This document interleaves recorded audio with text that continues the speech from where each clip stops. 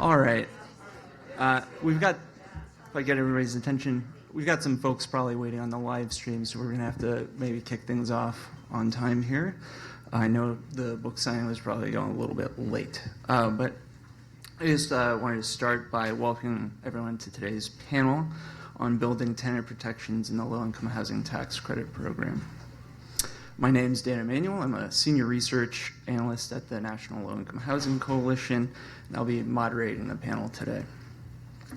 So as many of you might know, LIHTC is the nation's largest capital subsidy for the creation and preservation of affordable housing. It's responsible for more than 3.4 million affordable rental housing units placed in service since its inception, and there are more than 2.5 million units currently in the LIHTC stock.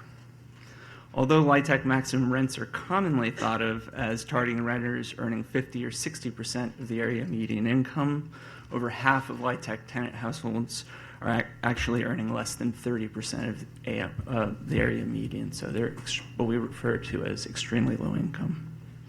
And essentially, LIHTC, along with HUD rental assistance programs, helps form the basis of our housing safety net in this country. Despite this role in our housing safety net, though, the LIHTC program provides relatively limited tenant protections. So our conversation today is going to focus on the potential for stronger tenant protections in the program at the time of rising rents, preservation challenges, and greater awareness of the detrimental impacts of evictions. And to lead this conversation, we're going to be joined by some special guests, including you all. But to start with, we have Glenda Krause, who's the Senior Planning Manager at APD Urban Planning and Management and a PhD candidate in Urban Studies at Georgia State University. Then we'll have Farouk Hussein Bey, who's the Resident Services Coordinator at the National Housing Trust. And then finally, we'll have Marcos Segura, Staff Attorney at the National Housing Law Project.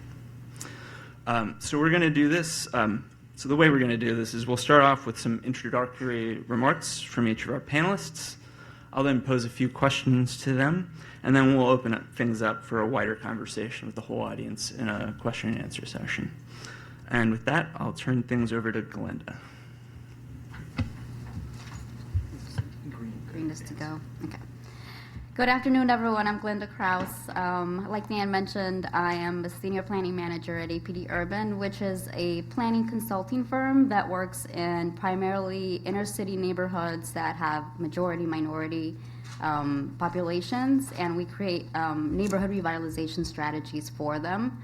And in that, we get to work with developers that use the LIHTC funding to create mixed income housing projects within those neighborhoods. So I have some practical experience, but I'm also, what I'm going to focus on today is in sharing with you some of the findings of a paper that we published with my advisor at Georgia State in Shelter Force that looked at the possibility of making eviction prevention or reduction one of the primary goals of the LIHTC program.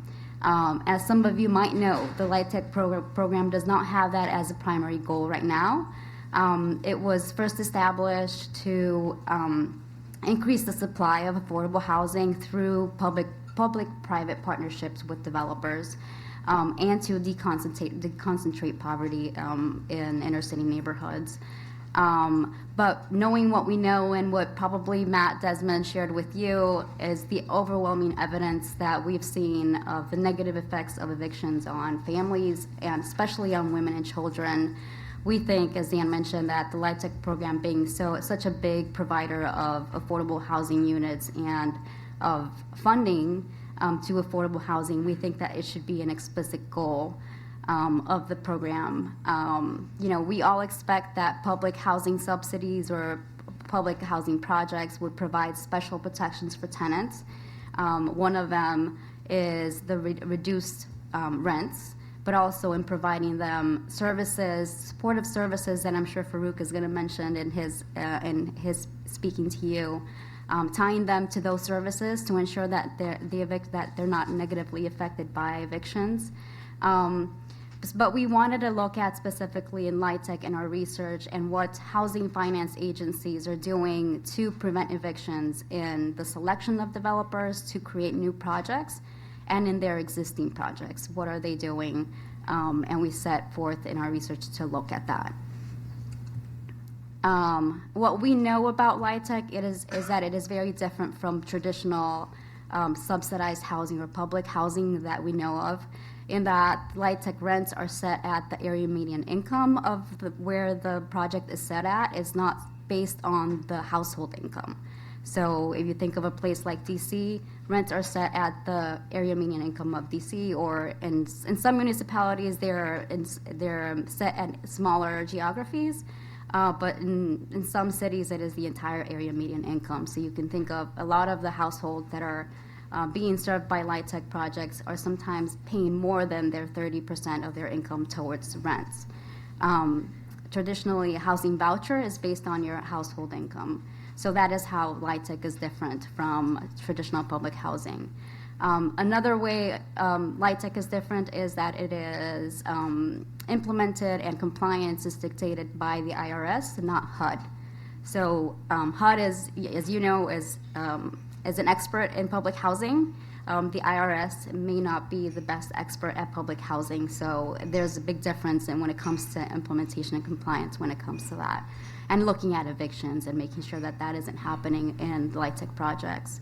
And what we've seen in some of the research and some of the papers that are that have been published is that the IRS is not collecting data on evictions for LIHTC projects. So there's a lot of information we don't know about these projects and who is being evicted and why, the cost for them, and if they're going through the entire eviction process.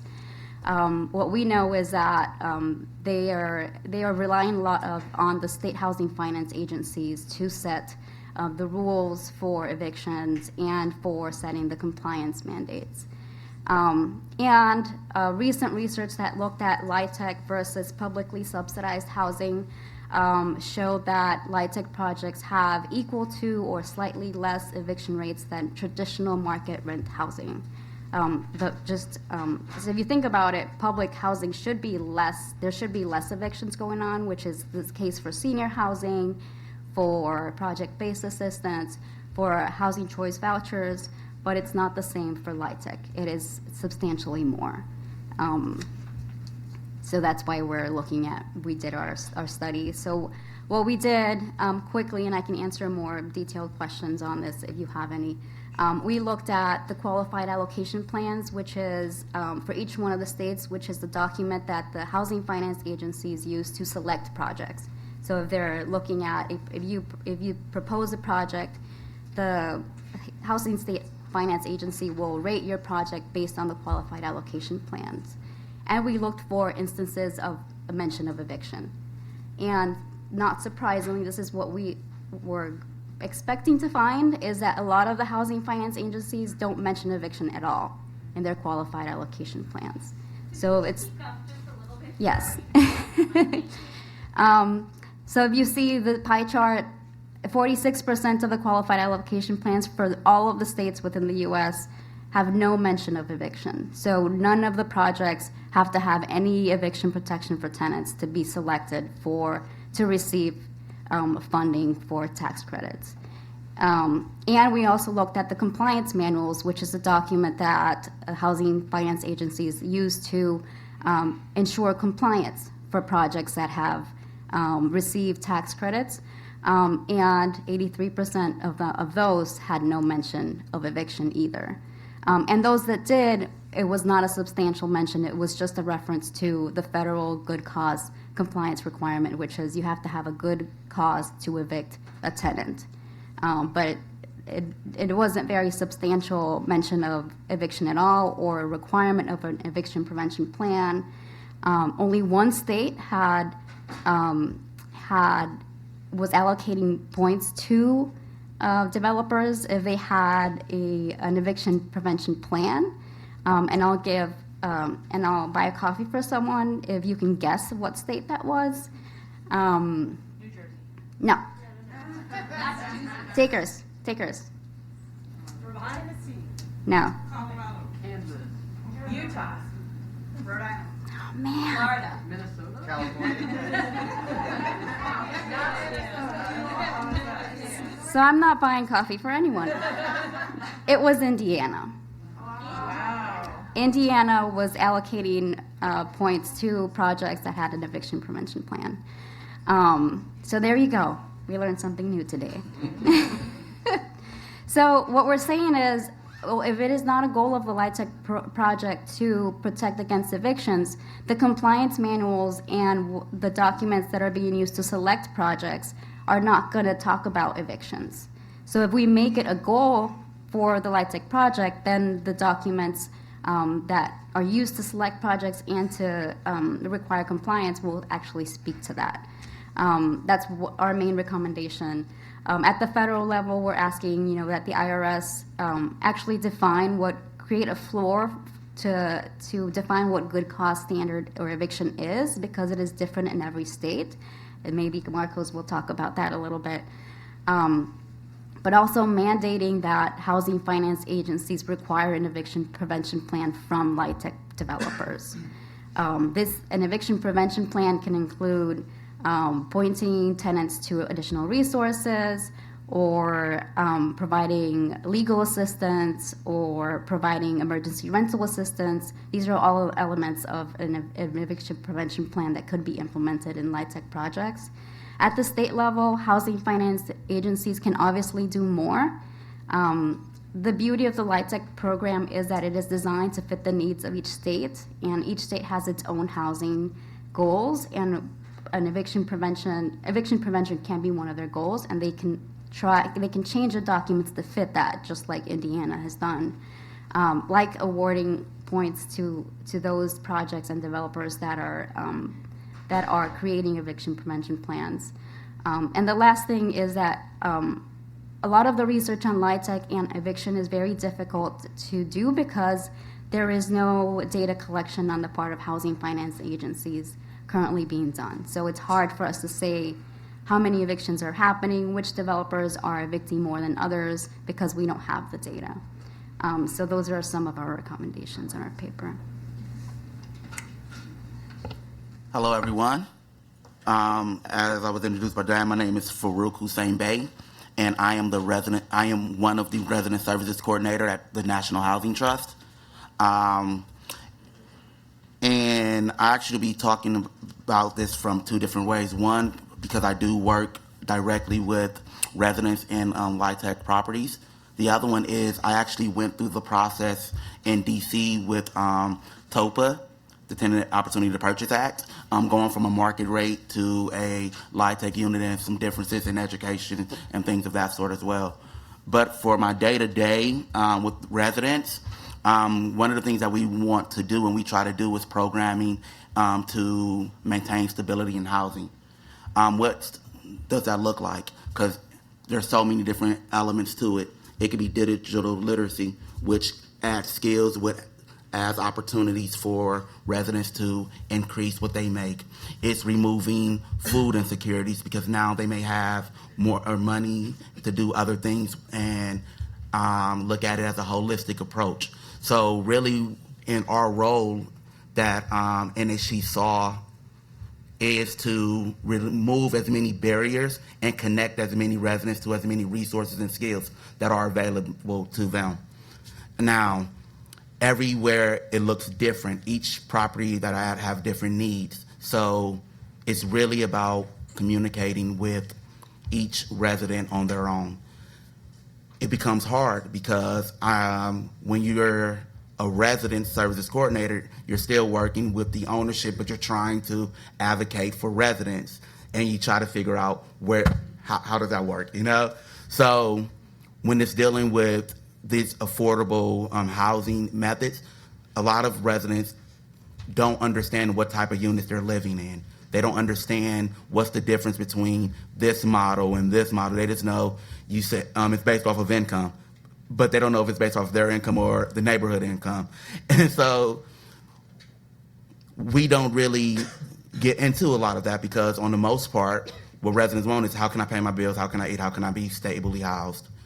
So I think that goes into what got me into really wanting to advocate and organize when it comes to tenants and with these rights, because going through that TOPA process, with our building being purchased changed everything that I thought I knew about housing, because usually you just tell me what to do, I pay my bills. There's no rights, there's nothing. I didn't know what a tenant association was. We would just happen to be purchased, gave our TOPA rights to a community land trust. And in giving it to a community land trust, they guided us and worked us through this whole process of what our rights are, what type of model we can go in, how are we going from a market rate into 40, like doing the 40%, 50%, like all these different models that they gave. And what it allowed me to do was to look at it and say, I think I'm a very educated person, but I had no idea that affordable housing isn't the same as public housing, or isn't the same as this type of housing, and it's just a knowledge thing. So I think one of the things that we really try to do is it's a literacy of what type of housing you have, what type of things and rights that you have as tenants. DC is I live in Washington, DC as well, which is a very tenant-friendly, I was going to say state, but, district, but, and there's certain things, and I think with me, it'll become a little bit easier and better to talk about what I do, the resource I provide, and more of a Q&A or questions that may happen, because it's not, and this is why I do really enjoy the work that I do for National Housing Trust, is they saw a need that's not a profit-driven model. This is completely resident-driven, but it helps the whole property to maintain permanently affordable and stability there. But it's so many different barriers that you have to overcome, even with dealing with your own organization, your own property management, and the needs of the residents maybe being different from the needs of what you think property management is or ownership. So those are some of the things that I can speak on, and I know that I'll have some questions too. Hope that wasn't too much longer. Yeah. So right before the panel began, we were talking about how when anybody discusses the LIHTC program, it's filled with a lot of jargon. It gets really confusing. You get lost really quick when you're talking about percentages and AMI. And so we were talking about the importance of really simplifying things and breaking things down. And I think that's especially true when you're talking about tenants' rights. And so that's what my little presentation is aimed at doing, just kind of breaking that down and simplifying that one specific topic in the program. And so hopefully it does the trick. So as everyone knows, the LIHTC program is a federal housing program that, like all other federal housing programs, is intended to benefit low-income tenants. But there are a couple of really significant differences between the credit program and all other federal housing programs. For one, rents are not based on tenant income. And so that results in limited affordability in the program for very low and extremely low income tenants. And the other significant difference is that there isn't a comprehensive set of tenant protections in the program, which is absolutely critical to housing stability for low income tenants. So as some of my other panelists sort of alluded to, the credit program bases rents on a max rent formula. And simply it limits an owner's ability to raise rents above 30% of the applicable income limitation. And that applicable income limitation is a function of the area median income. And that's where we get into trouble about folks being confused about what it's based on and the lack of affordability. And as I said, that makes LIHTC units, especially in really expensive rental markets, largely unaffordable for very low income and extremely low income tenants. At minimum, these tenants are extremely rent burdened, meaning that they pay more than 30% of their income toward housing costs, so rent plus utilities. And so for that reason, and I don't think I'm saying anything controversial here, I think for that reason, I don't think it's accurate to say that the LIHTC program produces affordable housing. I think it's more accurate to say that it produces below market housing, which may or may not be affordable to very low income, extremely low income tenants in a given jurisdiction. And throughout the presentation, I'm going to sort of highlight the issue and possible sort of reforms or fixes. When it comes to rent, the way that the rent is calculated under the program is a matter of federal law, and so only congressional action can change that provision. However, the federal LIHTC rules say nothing about, do not preclude regulating rent increase amounts, and frequency. And so this allows both the Treasury, administratively, and states to regulate LIHTC rents in this way. A number of states already regulate LIHTC rent increase amounts and frequency. So you have Pennsylvania, New Jersey, Wisconsin, Montana, Idaho, and Oregon, which have hard caps. Michigan limits rent increases for the first 3 years of the life of a project. Minnesota limits rent increases to once per year. And Alabama doesn't limit rent increases, but it does require longer notice periods for any increases above 5%, I think. A prohibition on escalator clauses is another possible reform. So these are clauses that allow an owner to increase rent during the lease term. Typically, the trigger is an increase in AMI. So these are just possible reforms, but the highlight or the main point is that just having any one of these basic reforms would have protected a lot of tenants in 2022 that face significant rent increases because of the significant increase in AMI, which was largely driven by inflation.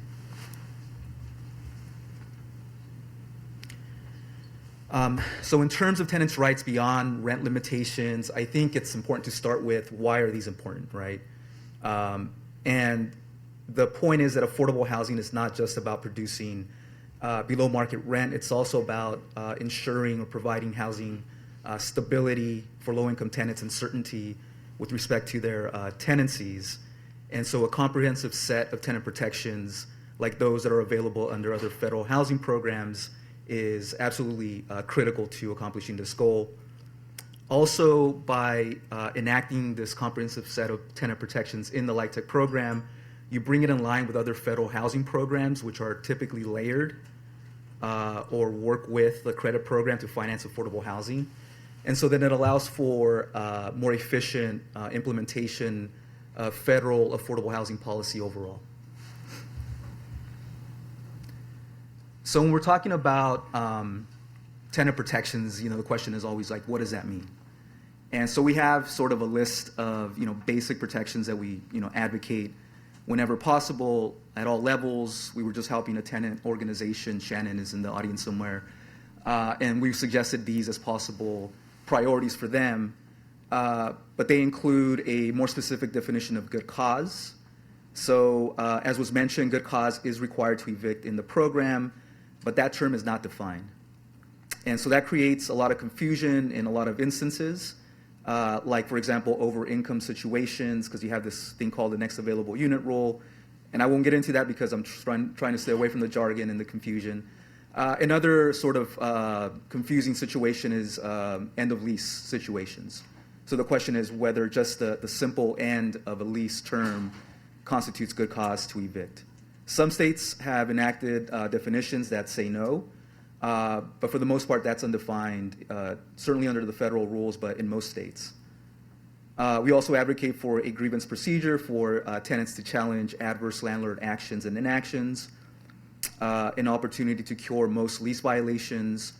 The grievance procedures and the opportunity to cure, the idea there is to give tenants the ability to resolve landlord-tenant disputes outside of the judicial eviction process because of how quickly it moves and because that process is fraught with inequities. Most importantly, the inequities with respect to legal representation of tenants. We also advocate for standard fair lease provisions that tenants can't obtain given their lack of bargaining power, admission standards that are publicly available, and written notice of admissions denials. The idea there is to ferret out insidious discrimination. Limits on the use of criminal records in the application process. And the reasoning there is that blanket bans, which are very common, raise fair housing concerns. And we also advocate for mandatory transfer plans to ensure VAWA compliance and mandatory language access plans as well.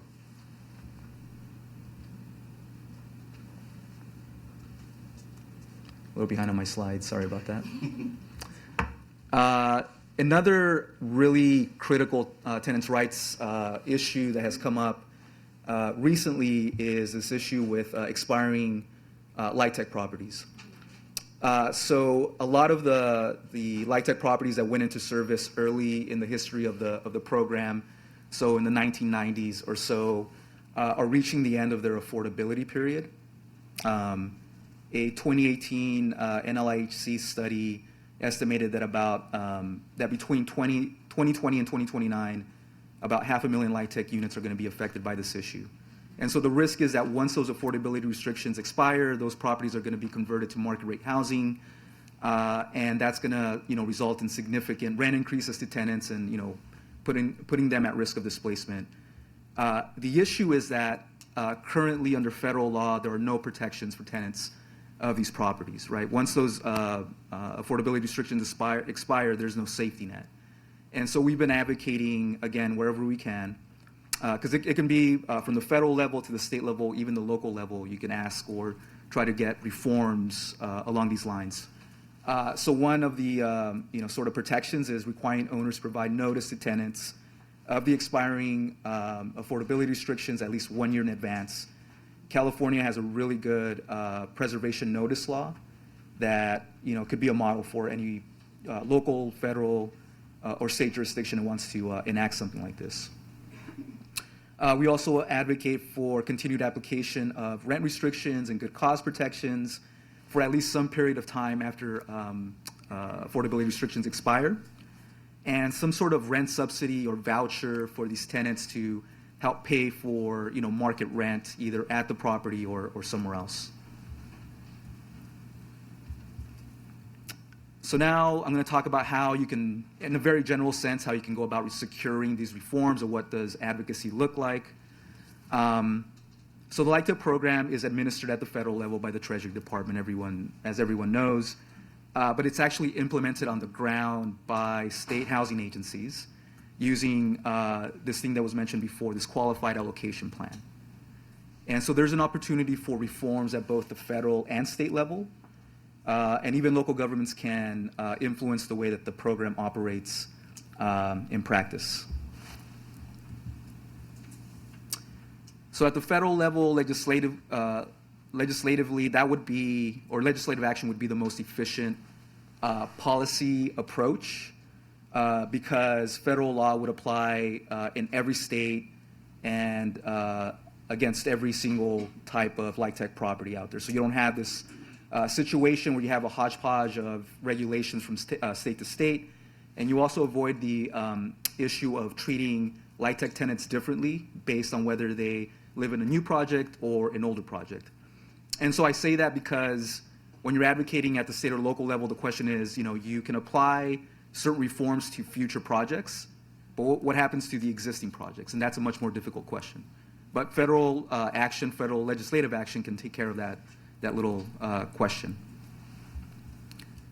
The other benefit of federal legislative action is that it would not be subject to any serious legal challenge. And I'll just leave it at that in terms of the legalities. Administratively, Treasury can enact all of these reforms, at least that's our position. Of course, any reform, any regulation that's promulgated by Treasury will be challenged inevitably by industry on the ground that the Treasury has exceeded its rulemaking authority under the statute. It's coming. It's just, it's something that's, it's a reality.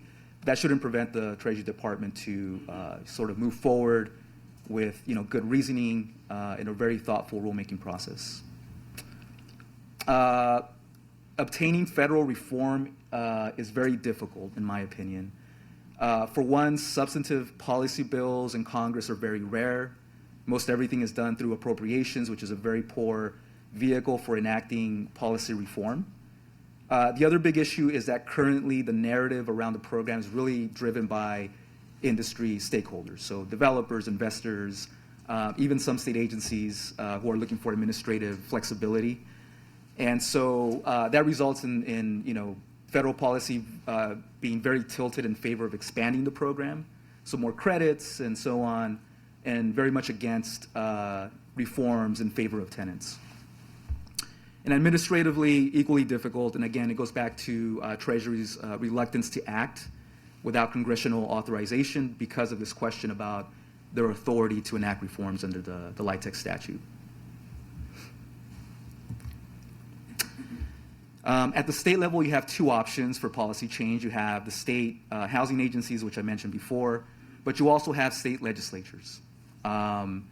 State housing agencies have absolute authority to enact reforms and apply them to future projects. There's no question about that. However, their authority to apply those same reforms to existing projects depends on a number of factors, which makes the process more difficult. For example, their authority under the state law that created the agency, the Administrative Procedures Act of a particular state, and you also have existing regulatory agreements. These are agreements that the owner and the state agency enter into at the very beginning of a project. And so regulations really can't supersede contractual provisions for the most part, unless there's some sort of out in there. And so that's another challenge to policy reform at the state housing level. State legislatures have a clearer path to enacting these reforms. They don't have to worry about all those factors that I mentioned. And really the only thing they have to worry about are sort of these, sort of typical constitutional challenges like takings clause and impairment of contracts. And again, I'll spare you the details of the legal analysis, but we think those can be easily overcome. And finally, there's also room for reform at the local level. Local governments have authority to issue what are called public activity bonds. These are bonds that can be used for any sort of public works project, affordable housing, all that sort of stuff. And these bonds are often combined with what are called 4% credits, which are tax credits that are primarily used to rehab buildings, not really construct new projects. Indeed, these bonds have effectively become a requirement of obtaining those 4% credits. And so this gives local governments a lot of power to gain concessions or impose requirements on developers as a condition of receiving those public activity bonds. San Francisco is an example of one jurisdiction that has exercised that discretion. And so that's the end of my spiel. And yeah, ready for any questions you all might have.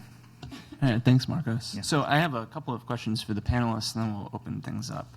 And I just wanted to start by asking Glenda if maybe you could expand a little bit on some of the barriers to our knowledge about outcomes for tax credit tenants, and then what specifically should we be asking our HFAs to collect in terms of data about the tenants or the tenant outcomes, and as well as HUD or the IRS. Right. So some of the things, the reason why we don't have a lot of data, like I mentioned, is because housing finance agencies are in charge of, designated to collect this information.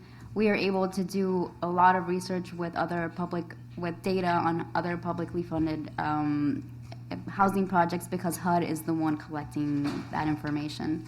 But examples of the information that would be very important to know, it's specifically when it comes to evictions, is the developers, the specific number of evictions by developer, the specific property maintenance and property management companies that are running those projects.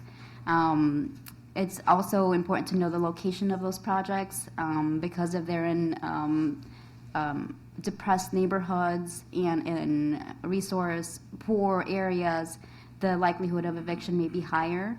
And so there's a lot more data that we would want having to do with LIHTC overall, but that have to do with evictions. Those are the primary points. As I mentioned before, there's very limited research on LIHTC for that reason because there is not a lot of information out there being collected. Yeah. Well, you may know this already, but in Virginia, we have a special agreement with the Federal Legal Services Corporation, and they send us all the dockets from across the state.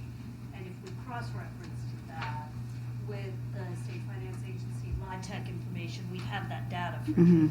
So if that's something you're interested in, I'd love to talk to you about it. So I was just saying that the Federal Legal Services Corporation provides our organization, we're one of the legal aids in Virginia, with the eviction dockets all over the state on a weekly basis. And we could cross-reference that with the state finance agency, LIHTC, those developments and get some of that data. So I would love to talk to you about that. Yes, and some housing finance agencies are a lot better at it than others. The other thing is that it is not public, it is not mandated for that data to be public. You have to request it. So that's the other issue. You mean the actual developments? You Yeah. can't get that publicly, you have to get it from the state finance Yeah. agency by request? Mhm. Okay, Yeah. thank you. And then for kind of a two-parter for you. So on one hand, what role do you think tenant education can play specifically in mitigating LIHTC evictions? And on the other hand, what role do you think tenant organizing can play in that kind of an effort to stem evictions? And do you see any kind of like a difference between those two types of efforts? So I think when it comes to evictions and where tenants stand on it, it goes to what Marcos was speaking of as far as policy. For policy to go in the right way, it goes to educating people about what they're voting on, who they're voting in, what they're voting for. Because you can have someone say affordable housing and people like, okay, they're for affordable housing, but what does that mean? What protections are there?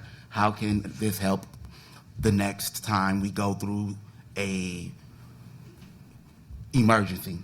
So without that knowledge of what you're actually voting on, voting in, then there's no policy that can happen. So when you're not educated, when residents aren't educated,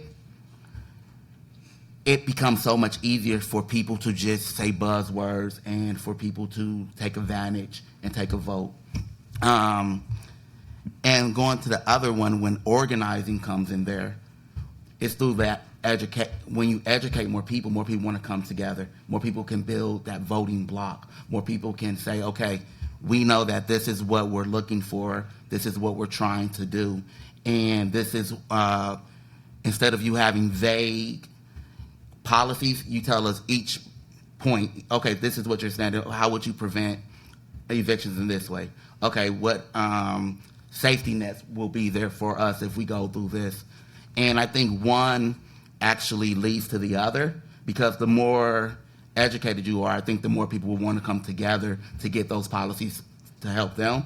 And the more organizing you do, the more education you're going to want to receive, because that's going to be more things that you're going to ask, more things you're going to want to not ask, demand for people to come for the people you're voting for.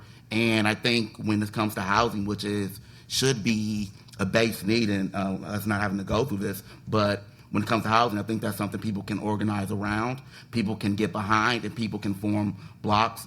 But it depends on how much knowledge that they know, and going from the beginning and being able to make it make sense, being able to not go through the jargon of legalese and developer talk to them one-on-one, talk to them as a group and say, well, if you do this, they say in affordable housing, but that's affordable in Ward 8 of D.C., or this is affordable in Ward 2 in D.C. Those are two different affordable housing models, but people will just hear that overall affordability. So it comes with knowledge. It comes with people on the ground, organizers, and I think it also should come from organizations that have their hand in the affordability model, so that people know and they get better educated tenants, which would lead to less evictions, which would lead to less costs that they are even putting out there. So I don't know if that answered it, but that's what I see. Yeah, so they kind of just go hand in hand, right? And then Marcos, I had a more specific kind of question. We'll get to you in 1 second. Marcos, I have one kind of specific question for you. What do you think the prospects are for a tax extenders bill this year, and more specifically, one that might include some provisions for LIHTC tenant protections? I don't have any odds on a tax extender bill. It's been discussed, and there's a possibility. But I think one thing's for sure: if something does happen, it's going to be filled with expansion provisions of the program, and virtually nothing to speak of in terms of tenant protections. And again, that's just sort of like the way it is, right? The narrative is being framed by others, and And really, it's up to tenant advocates to really sort of organize and. Oh, it's really up to tenant, or I don't know if folks caught the very first part of that, but so yeah, no odds on tax extenders. If there is a bill, some vehicle out there, it's going to be heavy on expansion, light on tenant reforms. And then I know you briefly touched on this, but maybe it's a point worth underlying. What are the obstacles to getting these provisions in a tax extenders bill? Like, Yeah. who is the problem? Well, I think one issue is, yeah. Yeah, I mean, one issue is, obviously, whoever puts forth any sort of bill, or whoever's, advancing the bill wants it to pass, right? And so they're looking for consensus, and that means they're going to be looking for stuff that's relatively uncontroversial. Expansion is typically uncontroversial. And tenant protections are very controversial. That's one sort of obstacle. The other is obviously industry, stakeholders, developers, investors who, want to sort of do away or prevent the administrative burden that tenant protections might create. Realtors, all that sort of stuff. And again, it's really, they've been there from the beginning, sort of framing the narrative and talking about the program. And so when a legislator or their staff has a question about the program, they sort of turn to them. And, we're just in the process of, sort of changing that dynamic. But we're not quite there yet. And so, yeah, if anything happens this year, that's what, that's my prediction. Right. Okay, I definitely feel like you guys are ready for audience Q&A. So we will go right to that. Who'd like to go? Nitu? Nitu's got the microphone for folks. Hi, I'm wondering if you can speak more about the public activity bonds and the 4% credits. What I'm seeing a lot of in municipalities is that in the tenant protections that they're making at like city and county and state levels, is that those two key words, substantial rehabilitation.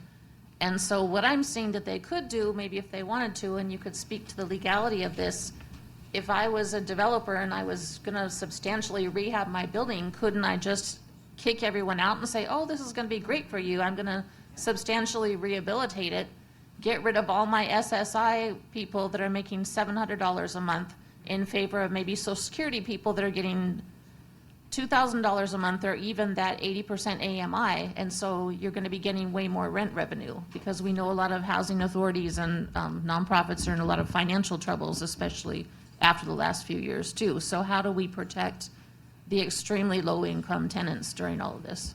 Yeah, so I mean, whenever you have a substantial rehabilitation, that's always a risk that people are going to be displaced, not have a right to return, no protection to speak of, and so that's really where in terms of like protecting those individuals or mitigating that risk, one is if they are using 4% credits, is for the local municipality to insist that if we're going to award these bonds to you. And they're scarce. They're used for a bunch of different stuff. And in some states, there is competition for those bonds. And so, to those that want to do a substantial rehab of a project, they're extremely valuable. And so my guess is they're willing to concede on some issues. And so it's up to the local government to sort of insist on those protections for tenants. You can also start discussing potential protections with your state housing agency, maybe even your state legislature. But a lot of the protections, absent all those things, a lot of the protections and what happens in those situations really comes down to state law and what happens in those situations and whether people, get notice, how long can they be away and still have a right to return, their lease, what does it say in those situations. So it's a very complicated situation, but that's sort of my initial, I don't know if that was responsive, but I hope it was. I'd actually like to let Ivory go first, and then I'll go. I might be, yeah. Thank you, Ryan. You welcome. I have like part comment and a question, but I wanted. Can I answer one of the questions you asked? If that would Please, be helpful to people. yes. Okay. So the question you asked about like informing tenants and organizing, and then on to something else I've lost, but I'll probably get back to it.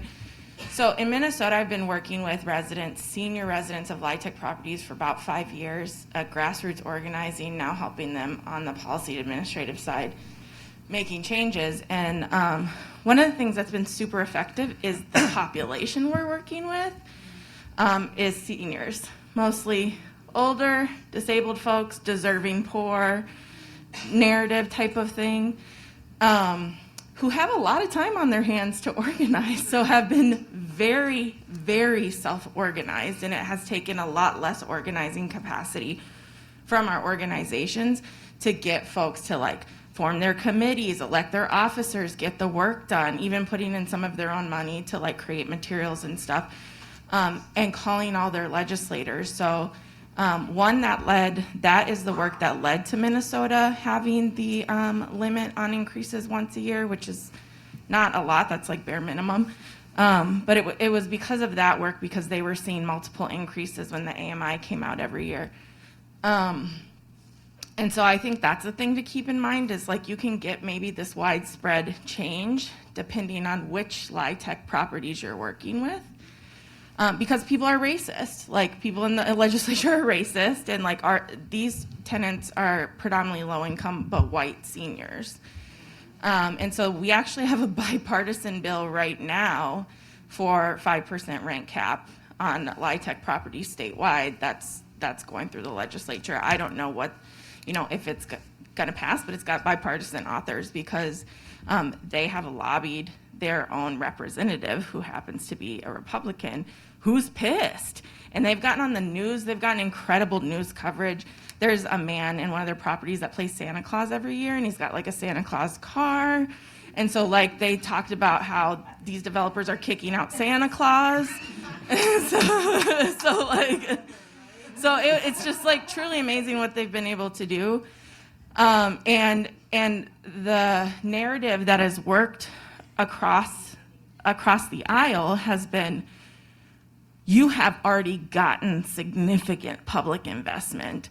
This idea of more is ridiculous. What are we doing if you can't keep the rents at a reasonable level? Because in this case, it's really high rents. We have really high AMI in the Minneapolis metro area.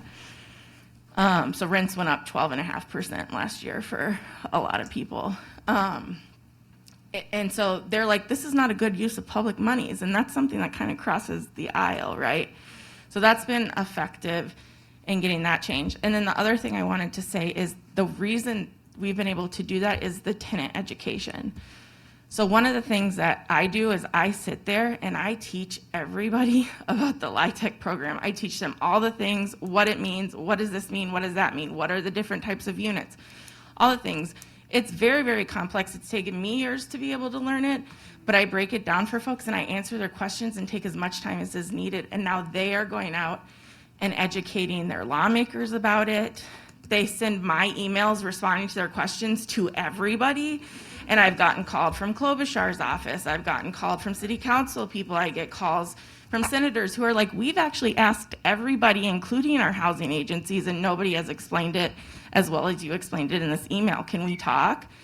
And so I think that is such a key thing. If you can get tenants to just break down some of the complexity of it so that they can understand what's going on, they can lead strategy. Because once we did that, they were like, so now we know who we've got to influence. Now we know who the targets are. Now we know we just got to call these people. Okay, we got to change federal LIHTC policy. Let's do it. And so it's been really, really cool. And of course, the fight is ongoing. But the question so I wanted to say that in case I was helpful to folks, because like it's hard and we've made inroads, which has been really cool to see.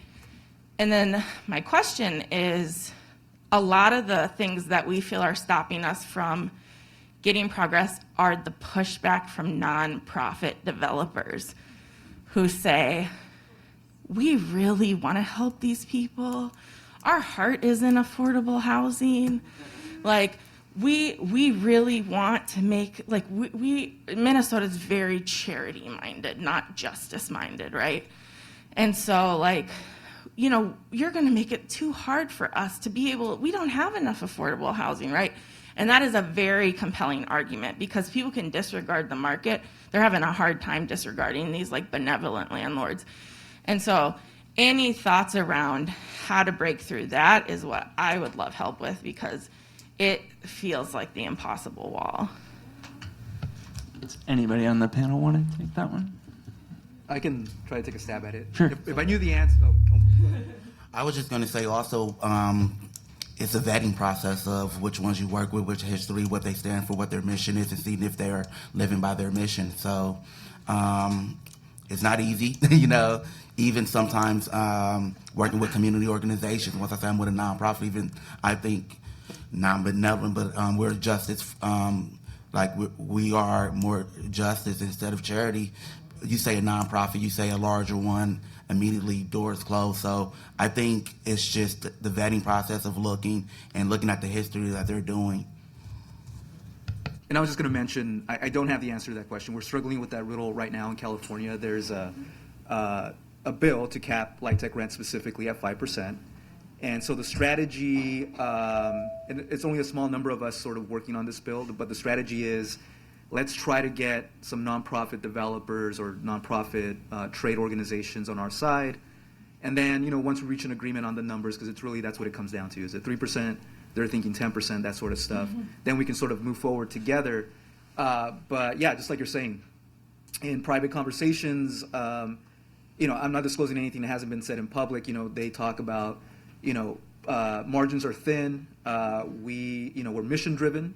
We're not profit driven. And so we need that flexibility because operating costs and maintenance costs, and there's solid counters to every single one of those things. Yeah. And it's just a matter of they don't want to concede on those things because, you know, they like that flexibility. They like having, you know, sort of the opportunity to raise rents when necessary. But like Farouk said, I think a really good strategy is, you know, there's the nonprofit world, but within that world, there are a handful of nonprofits that are truly mission-driven, that truly put the tenants at the center of their services and their properties and their portfolio. And so you want to identify those and, you know, sort of just start talking and saying, let's build a coalition and then grow it from there. And hopefully, the goal is that it gets big enough to where, you know, it's a force to be reckoned with when you come up against, you know, for-profit developers and whatever else. Thank you. I had also, there are some examples of, it's an article in Shelter Force, and I can't remember what the name of the developer is a for-profit developer that is working to reduce evictions on their properties and do a lot more tenant tenant education, because they've seen that, and they were a high eviction market rate renter. There you go. And they've seen that comparing the cost of an eviction to them versus working with tenants is actually better for them than it's you know, you can try to make the case in terms of dollars and cents for them too, like what it costs and then what an eviction actually costs them too. And just one final point is try to get total rights in your city and stuff where you can pick. You know, because when you give the power to the tenants to pick who they are going to bring in to develop or to purchase, then their best foot forward will be there, and you can pick which ones. And if people start seeing the same type of ones are being picked, it changes mentality, it changes the market. So really fight for different types of topo rights as well. We need to have another panel on that. Thank you. From a tenant organizing perspective, Ryan Bell, Pasadena, California. We see almost a business model out there of, property investors buying LIHTC buildings and trying to like raise rents. Because I think a lot of LIHTC management companies and owners, you know, even though they could raise the rents, maybe they don't. They understand the mission of the project, but then someone else comes in and buys it and sees it as a business opportunity to. And we were seeing, in the early days of COVID, we were seeing 15% rent increases that weren't subject to the state's, rent regulations. And so the worst cases of rent increase violation, or not violations, but like legal rent increases that were displacing were in LIHTC buildings. And I very quickly came to the conclusion that this is really this is a scam. I mean, this is a public transfer of public money to private developers with, and the most at-risk tenants in our community for an extended period of time were people in LIHTC buildings. They were the most vulnerable to displacement. So I'm wondering, is in that transfer process, the ownership transfer, if there's a way to regulate who, add regulations at that time. You were talking about the contract agreements that were set in place when the project began, and whether there's a way to facilitate that, or whether, and then at the expiring covenants, like we're facing that already in California and Los Angeles, we see expiring rent limitations, and is there a way to ensure that those buildings remain affordable, or maybe even become affordable for the first time, so that, I mean, right now it's a project by project effort, right? Like a covenant's going to expire, and the tenants have to organize to save that one building, and then it's like over and over and over again like this. Yeah, so you're talking about some sort of limitation on who can purchase a property, and or like when they acquire the property, what they can do with it, like keep it, keep the rents low and all that kind of stuff. I mean, there's an existing law, rule in the credit program, this right of first refusal, and so it's only available to nonprofits. So if a nonprofit owns a particular LIHTC project, they likely have this right of first refusal, which they can exercise. The idea is that they take it over completely once the investors claim the credits, and they no longer have a use for the property. And so then ownership is transferred over completely to a mission-driven nonprofit that hopefully will maintain the property long-term in an affordable, mission-driven way, right? And then you have these private equity investors that come in, and they buy the old investor's equity stake, and then they get in the way of the nonprofit exercising the ROFR. And so I'm sort of delving into this jargon stuff, but that's making sure that nonprofits are able to enforce that ROFR and take advantage of it. Is right of first refusal. Yeah. So that's one way to prevent that. Otherwise, you have to come up with new protections or restrictions, either at the local or state level. And I haven't, dealt with that specifically, so I don't know what the legalities are, whether it's subject to any serious constitutional challenges. But yeah, you're going to have to do that new policy reform to address that specific issue, at least off the top of my head. And what is the bill number in California? Sorry. I want to say it's AB Assembly Bill 846. Yeah. And you have my email address, so if it's wrong, just let me know. Let me know, and I'll send you the right one.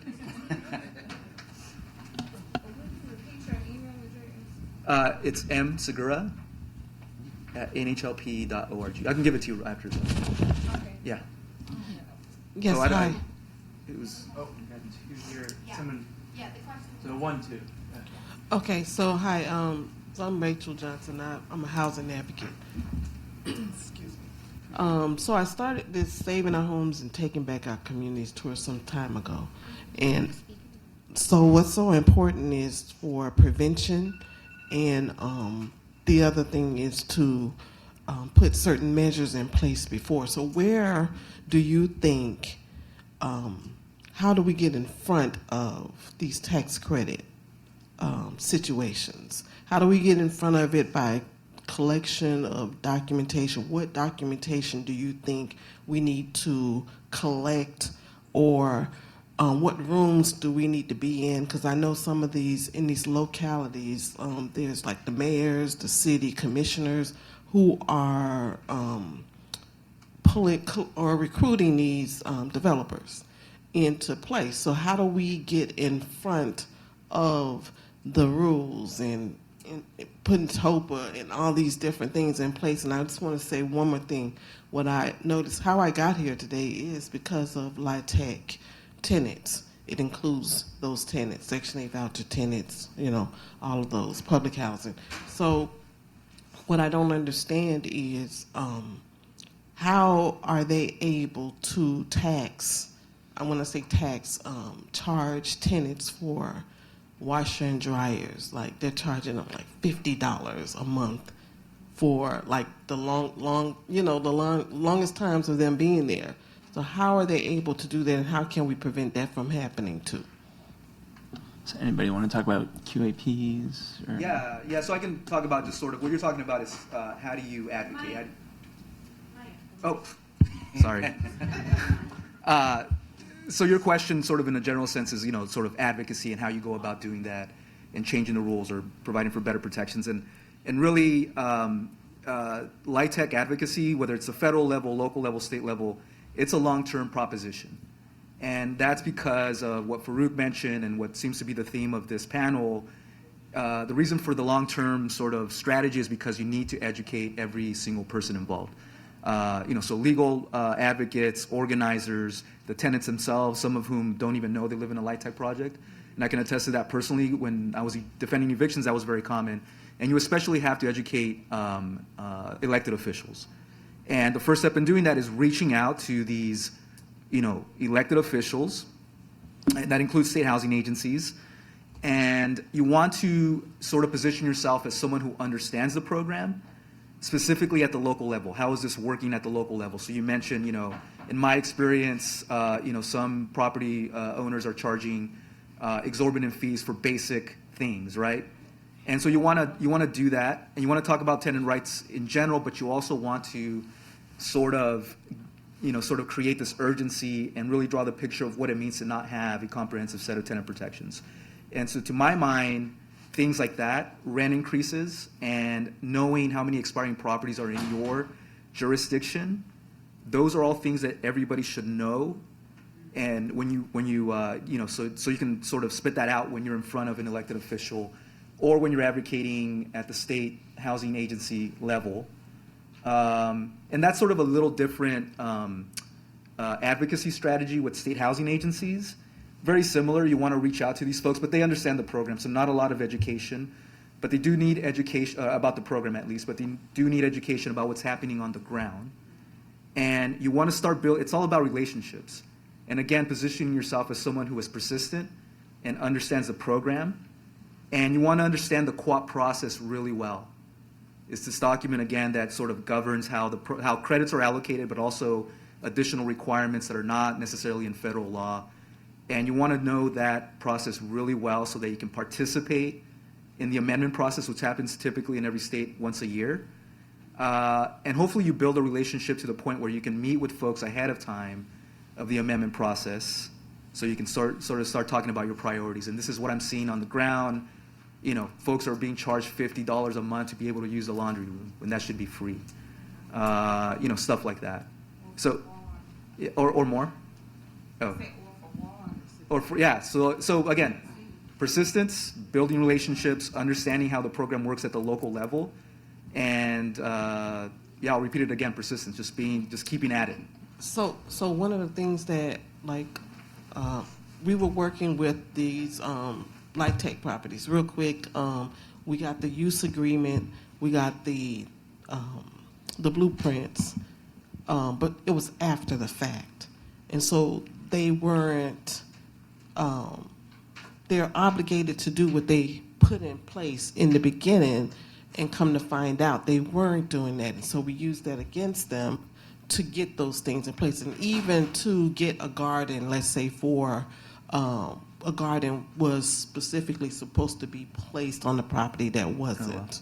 So is there any other types of those types of things that we need to, we can get from them? So in terms of relevant documents, obviously you have the federal rules, which is just a jumble of jargon that isn't really helpful.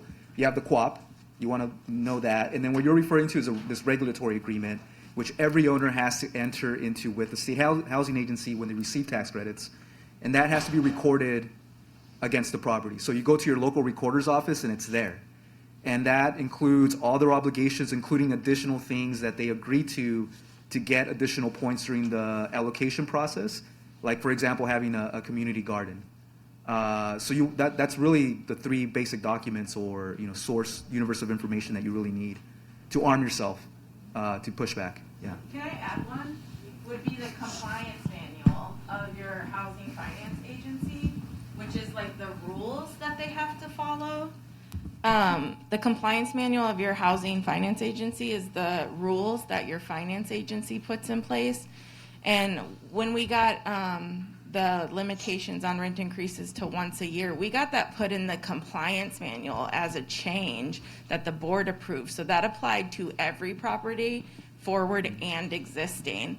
And the compliance manual tells you what their obligations are, regardless of if it's your landlord or any landlord. It's anybody that gets tax credits has to follow these rules. And so that's that's publicly available. You can be like New Jersey Compliance Manual, LIHTC, and it'll pop up.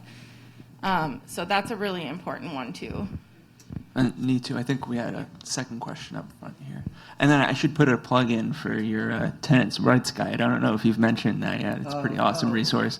Yeah, that's right. We have I forget the name of it. It's Advocate's Guide to Tenants' Rights in the LIHTC program. It's a mouthful, but yeah, it explains just the basics of the program, rents, eligibility, QAP process, that kind of stuff.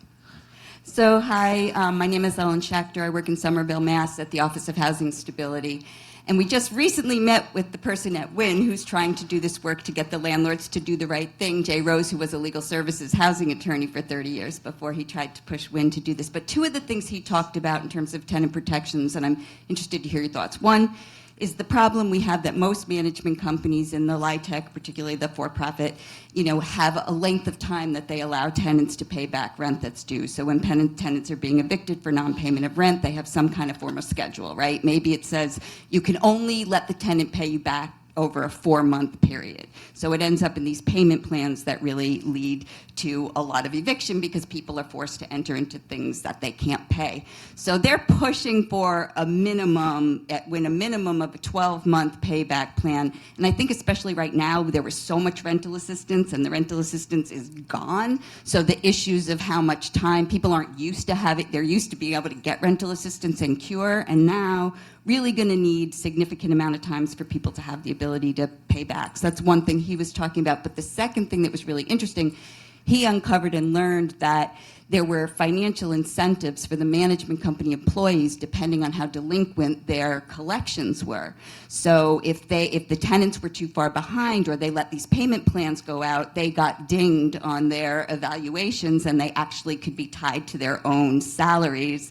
So the other thing they were looking at was how do you change their scoring for evaluations that values eviction prevention instead of collections as the way you get evaluated. So just thought that was all really interesting. And I'm thinking from what you guys said, maybe on the local level, I don't know if those are things you could address in a QAP, but maybe on the local level, that might be something that we could negotiate at least on a municipal level if they're getting the 4% tax. But thought were two really interesting tenant protection issues. Yeah. So, yeah.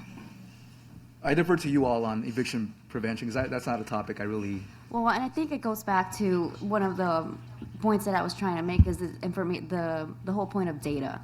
And going back to being an advocate, if we don't know who is a developer, a LIHTC developer that is constantly evicting tenants, then how do we stop the Housing Finance Agency from granting them yet another round of tax credits? And that's the other reason why we advocate for the data to be collected at the property manager level too, because there could be owners, developers, and property managers, and they each have a role in eviction prevention and in management. So collecting the data at each one of those levels is important, and most importantly, making it public. Like the data can live in someone's computer in an office. It's not helpful to all of us who need it to be advocates. Yeah, I would add to that, actually. It's pretty outrageous, like what we're willing to collect in terms of LIHTC data compared to virtually any other housing program. So please do include that in your advocacy if you can at the state level. It helps us hugely produce, I think, very helpful statistics to really shed a light on this problem. Nitu is a... Thank you so much, Allie. Hi, Marcos. Thank you so much for this session. I'm particularly working on how to strengthen LIHTC to be more disability inclusive. And two-part question. One is I'm trying to understand how the rents can be, and this is just more of like a basics understanding question of how the rents can be raised when the AMI, when there is an AMI. So like, can you just explain how rents can be raised so much? And then my second part question is, Could you speak to the role of income averaging and like your perspective? So income averaging, from my very basic understanding, for folks who may not know in the room, is like you're able to average the AMIs to have some units be 80% AMI and others to be, 30 or 20% AMI. And for the organization I work at, that's made it possible for us to have units that will be affordable enough for people with disabilities on SSI. So can you just speak to that piece as well in kind of this landscape that we're addressing today? Thank you. I can touch on the rent increase situation. So I think what happened in 2022 is that a lot of LIHTC owners were keeping rents below the LIHTC max. And they were able to do that because AMI was not increasing very much, so the difference between what they were charging and what they could potentially charge wasn't that much. Because again, AMI is a function of inflation. Inflation was low, so on and so forth. But once AMI increased significantly and they saw this opportunity to we can really crank up the rents here, a lot of LIHTC owners took advantage of that. And so that's what accounts for, sort of the rent increases, despite the fact that there's income, a rent cap or limitation in the federal rules. In terms of income averaging, I'm not very familiar with that concept. I don't know if my fellow panelists are. If I try to explain it here, I will butcher it, but you explained it well, in that you can, in order to obtain more tax credits, a developer can average the incomes of the units that it's going to, of the units or households that it'll serve. So it can go up, LIHTC projects can serve up to 120 AMI and down to 30, and if they average that, they're able to serve more lower income households and get more tax credits, if that makes sense. But are you saying then, but one unit will be at 120 and one will be at 20, and then they're just saying, but we're serving people at 40% of the. Oh, I'm sorry. So you were referring to the average income test? Is that what the? Yeah. Oh. Yeah. I'm so sorry about that. Yeah. So there's. How can I explain this without getting too? So basically, there's the way that rents, this income limitation that sort of determines both rents and eligibility. There's three formulas that the owner selects that determines that. There's the 40-50 test or the 20-50 test, whatever it is.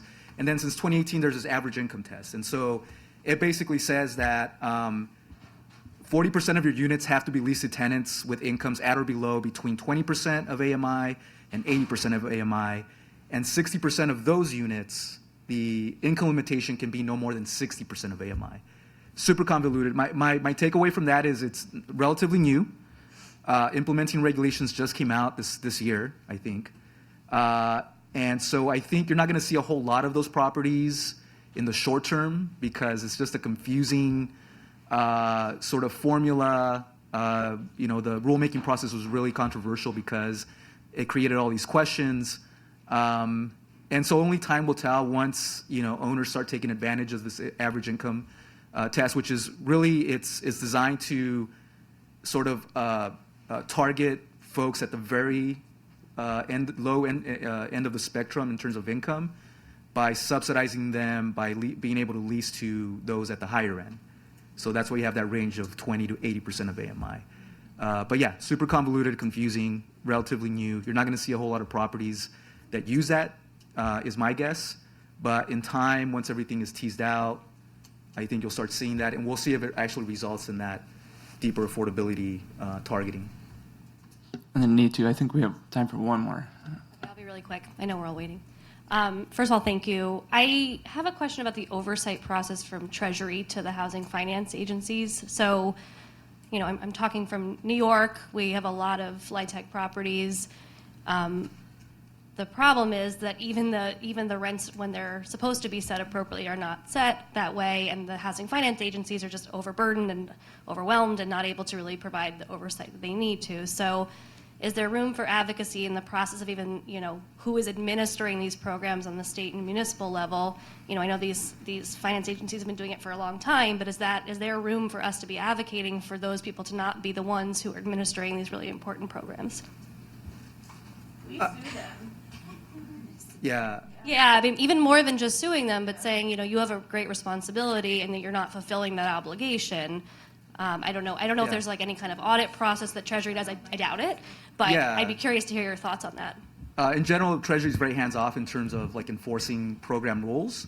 And so it really does fall on these state agencies, which, like, as you mentioned, they, most of them see themselves as having this very limited role of doling out the tax credits, not really enforcing the rules. And so they're not structured for enforcement. And so in advocating for greater enforcement by state housing agencies, one thing is getting the policy in place. The other thing you have to contend with is funding, right? Because you're going to have to like really, increase the capacity of the state housing agency. A really good fix for that I didn't mention is when it comes to all these program requirements is giving tenants a private right of action to sue, to enforce, right? So now they have the power to enforce, violations of the credit program. Because that's actually, there's a lot of rules, but very few of them actually give tenants that right.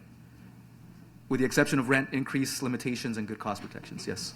Would that have to be a federal private cause of action, or could it be state? It could be state, yeah. In fact, we've seen in some examples in that regulatory agreement that I talk about, some state agencies actually expressly say, and tenants are third-party beneficiaries with a private right of action to enforce the rules in this document. Yeah. Look at your AGs as well, like who you're putting in as your AGs on the local and state level as well, because they have a lot of, it's just, they just have, if housing is important to them, they have a lot of ways they can go after it and enforce it a lot quicker than just straight policy. Well, ours says tenants can sue and anyone can sue. I love it. So like a random person can be like, you're breaking LIHTC rules, I'm going to sue you, which is what we do. I love it. It's like database or something. Yeah. Okay, I think we are all up for About a database or something where she. Sure, we can cover one more here. What? I was asking, is there a database or some place that we could follow the LIHTC? Sure, there are a number. If you're looking at tax credit properties, I'll answer this one pretty quickly. So if you're looking for LIHTC properties, there's the HUD LIHTC property database that you can go directly to. But then the coalition, National Low Income Housing Coalition, along with an organization called PARC that's based up in Connecticut, we run something called the National Housing Preservation Database. And that is essentially, it's a fully deduplicated inventory of project-based federally assisted housing, which is a mouthful. But you can go and find those properties in there. And we do our best to try to include kind of like state-level programs or state-level data in there, but it's certainly not a complete effort yet. But that's a very easy place to find information about the properties. And I'd be happy to help you do that. PARC. Yeah, I can talk to you afterwards. I'll show you how to get to it. Okay, so I think that's it. We're all out of time, but I hope you'll join me in giving our panelists a round of applause. So.